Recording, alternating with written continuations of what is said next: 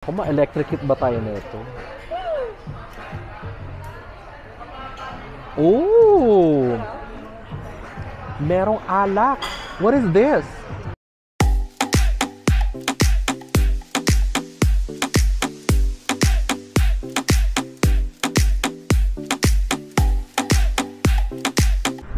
Hi everyone! So, welcome to my vlog. This is The Spec. Maghahanap na naman kami ng mga i-explore dito. So, nandito kami ngayon sa Ayala Malls by the Bay. And then, ito si Van. Kasama ko na naman si Vanessa. Hey! So, naghanap kami ng restaurant. Marami namang bago dito. But, di naman feel na i-try out yung mga bago for some reason. Parang we wanna do the usual sa comfort. So, by choices talaga. Ang choice ni Vanessa was Chili's Mama Lou. Sabi ko sa kanya, mag-Fridays tayo the usual.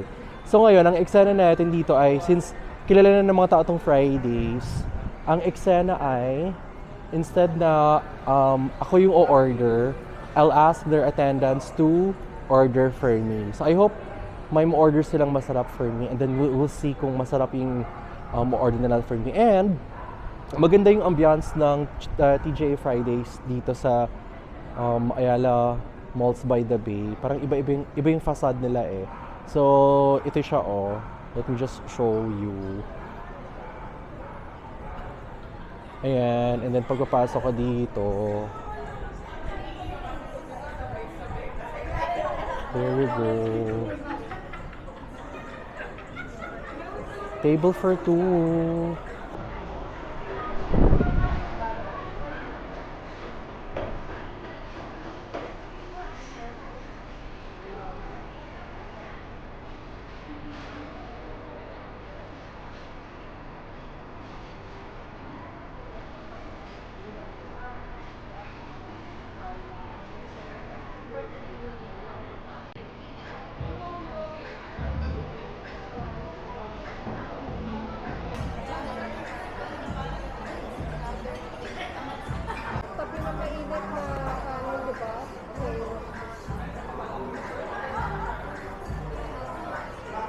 And so, kami ay order na. But again, skim through ko lang to.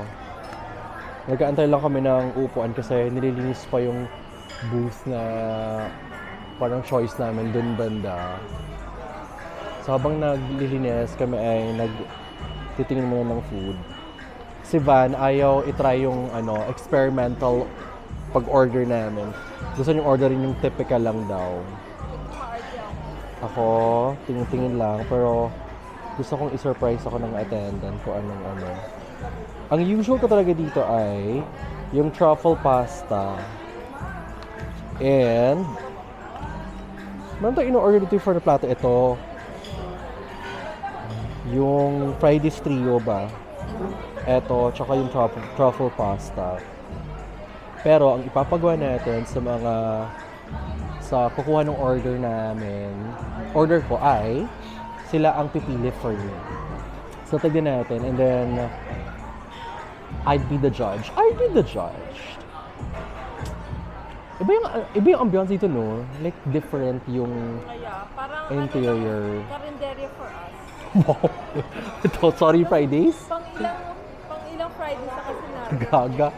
Sorry, di ka marinig. Sabi niya, Sorry. Comfort food kasi yung Fridays, saka healthy naman. So, sinabi ko, parang karinderya lang for us. But not the price, ha? Hindi kami mayaman, so don't judge us. So, what she meant was, kasi lagi na kami dito kumakain. Pero, just to be experimental about it, parang gusto kong i-try yung tanungin ko yung attendance nila to order for me. And tignan natin kung anong i-recommend. Or siguro ang question ko dapat, kung kakain ka dito, di ba, kapag tinanong ko sila, kung kakain ka dito, ano yung o-orderin mo? Kasi iba yung question na, anong highly recommended? Probably kasi parang binigyan sila ng instructions ng manager na dapat ito yung i-recommend nyo ha, para bumenta. Pero pag tinanong natin sila, kung ano yung bet nilang kainin dito, at ano yung gusto nilang orderin, baka mag-iiba yung sasabihin nila. So, let's see. Super nice ng interiors. It's different.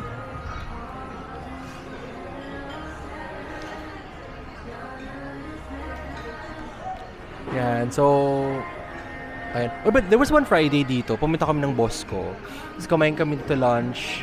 And then, ito sa Friday, lunch. And then, hindi ko sure kung ginagawa talaga ito sa Fridays. Pero, meron silang parang sort of production. Like, nung sumasayaw sila.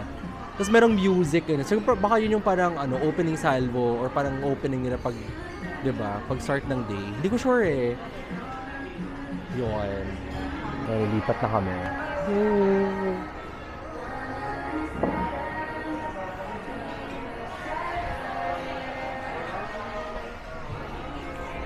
Thank you.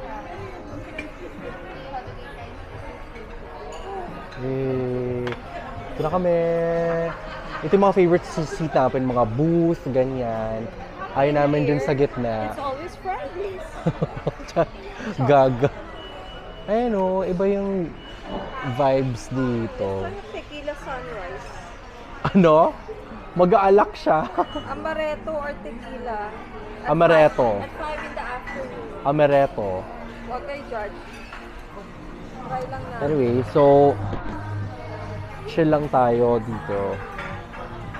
And tayo ay gusto ko talaga gawin to. Parang I wanna do this for the rest of my vlogs. Na it's either, di ba usually pag bestseller, yun yung parang mabenta. Parang gusto kong i-try out is bestseller tsaka yung specialty nila. Kasi pwedeng iba yung bestseller, iba yung specialty. Diba?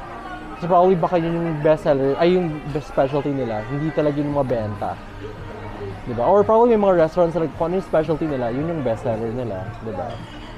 Yun. So dito, ang gagawin natin, for the experience. Dito, ang gagawin natin ay sila ipapa-order natin ng food. Amaretto na lang. Ito ko pala. Rider Mall tequila, ma'am. Tridor daw pag tequila. Amaretto na lang. John, ano, 99 to? 99 Diba? pesos po. Sir, kung ikaw o-order para sa sarili mo, ano yung kukunin mo dito? Since I like hard, I like electric lemonade or melon ball. Alin, sorry? Electric lemonade or melon ball. Alin sa dalawa? Parehas? Yung pinaka gusto mong itry kung ikaw kukuha? Electric lemonade. Yun na lang, para sa akin. Si John pala. Amaretto for me. Tapos isang Cajun shrimp na single order lang. Single order. Sir, kung meron kang o-orderin dito na gusto mo talaga, huwag masyadong mahal ano yun para sa sarili mo? Ribeye, syempre. Ano? Ribeye steak. Halo, marami yun. Good for one or ilan? Depende, sir, kung gano'n po yung customize. Mag-isa lang ako. Kayang-kaya mo yan, sir. Seryoso ba? Pipiliin eh. Alin, ribeye steak daw. Seryoso ba? Yes, sir. Yan. Kaya mo yan. Kasi yan yung pinamahal sa amin, sir. Syempre, yun ay pipiliin ko. Yung hindi mahal. Yung parang for the meal, medyo busog ako ngayon. Half rack baby back ribs. Sulit na sulit, sir, for one. Good for one yun. O yun na lang, sige. Half rack baby back ribs. Half Ano size, frank, sir? ano to baby back ribs? Ayan. Anong size? Paano? Anong sides ko? Sige. Half frank, baby back You can ribs. choose two sides, sir. Dalawa. Sige, ano mo recommend mo? Ikaw pipili. Syempre, sir, rice kung ako. Rice ka. Sige, rice daw. Ano, onion rings na lang. Orange. Tsaka, coleslaw. Coleslaw. Yes. Yun lang, sir.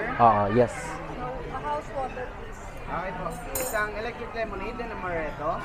Then Cajun pasta solo. Half rack baby back ribs with onion rings and coleslaw. Okay, thank you, John. Welcome po.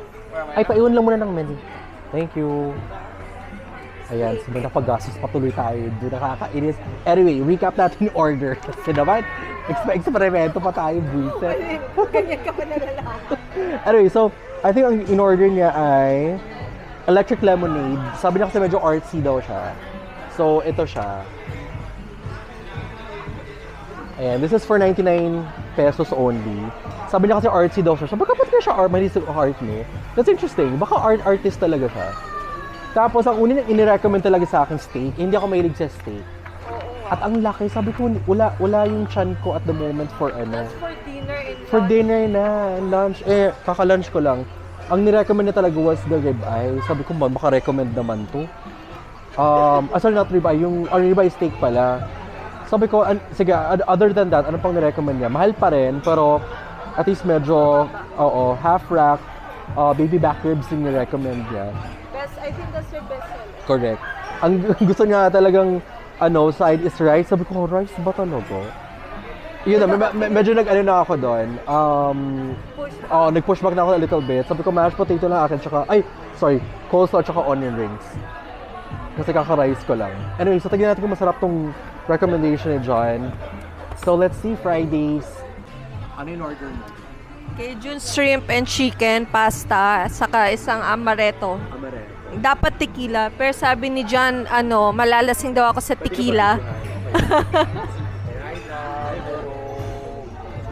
Thank you. So,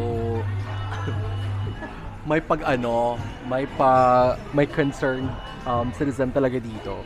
So, para hindi daw malasing. Kasi tridor daw yung tequila. So, hindi kami pina-order ng tequila. So, let's see. Tikman na natin yun. Ano to? Nakalimutan ko na naman yung tawag. Electric lemonade. Electric lemonade. Naku, ma-electric hit ba tayo na ito? Oh! Merong alak. What is this? Rum. I think so. No. Sarap. Refreshing. Pero, wala ka sa alak. Charet. Ito yung malalasahan mo talaga yung alak. As in, super halatang may alak. Worth the 99 pesos. For 99, mura na, no? Besides, in fairness, Fridays. Mas mura pa Giving. siya than the Coke here. Right. The Coke is 120. Exactly. This, giving. In fairness, recommendation ni John. Charet. Siguro tatlong Electric lemonade. tatlong ganyan, ngenga ko na. Tingnan mo ko ng isa. Ano to? Amaretto. Amaretto is a go-to. Ito, ang masarap. So ito hindi. Masarap to. Tingnan mo. Ito, lychee siya eh. Ang sarap ng amaretto. Parang may kulay. Malakas to, no? Malakas to. Oh my God, God. Baka naman kasi si John, lasinggero. Charot lang. Ay, lang. Artsy daw kasi siya, kaya may kulay. Ano yung isa, yung melon? Melon something. Melon ball. Kasi may kulay eh. Anyway. So, antayin natin yung half rack rib eye. Oh my God. Rib eye ba? Basta may rib. Yes. Yan. Ay, titikman na natin ang itong half rack baby back ribs pala. Di pala rib eye, baby back ribs. Naku, di pa rin ako mahilig sa baby back ribs. Parang pauso natin At in fairness, puro buto. Charet. Baby back ribs na naman kasi. Feeling ko isa lang yung makakain ko dito.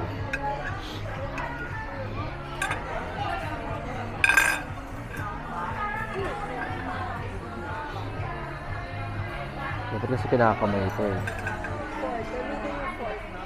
Kamay dahil.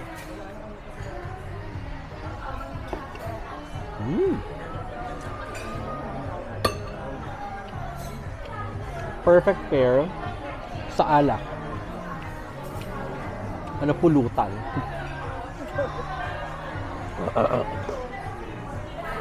Masarap.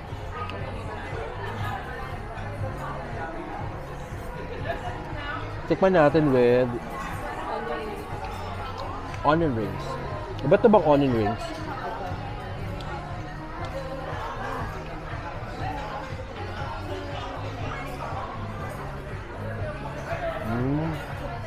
Not may sauce to, like mayo. Ketchup lang. Ketchup na lang.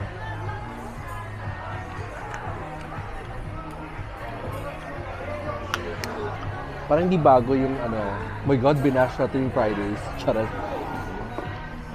Hindi ganun ka... Sa several pinapunta.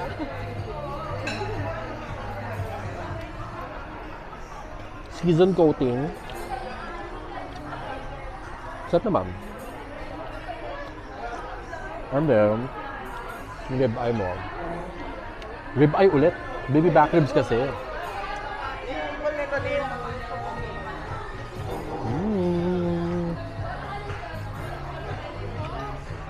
Masarap.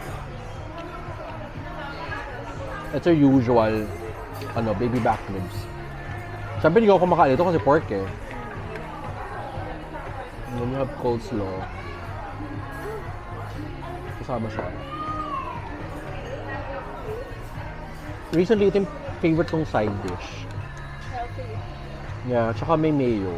Dati parang macaroni salad, ngayon parang ito na.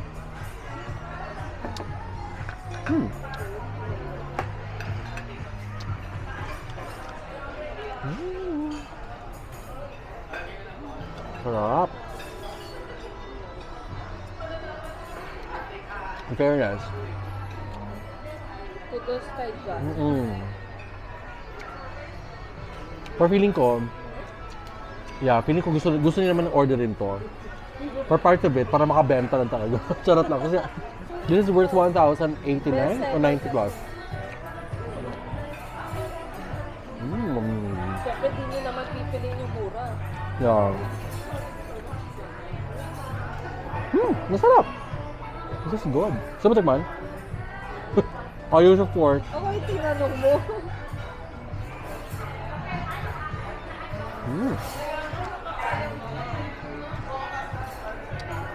Hindi naman ako hater, pero hindi talaga ako baby back rib fan. Pero pag masarap siya at malambot, parang kanin talaga siya. No? Yeah. Kaya kanin yung pinili mo Yeah. na side dish. Simot.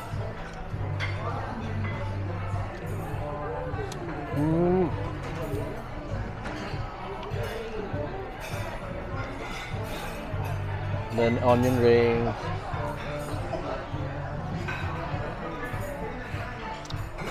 And then coleslaw. Ba't ko yung coleslaw?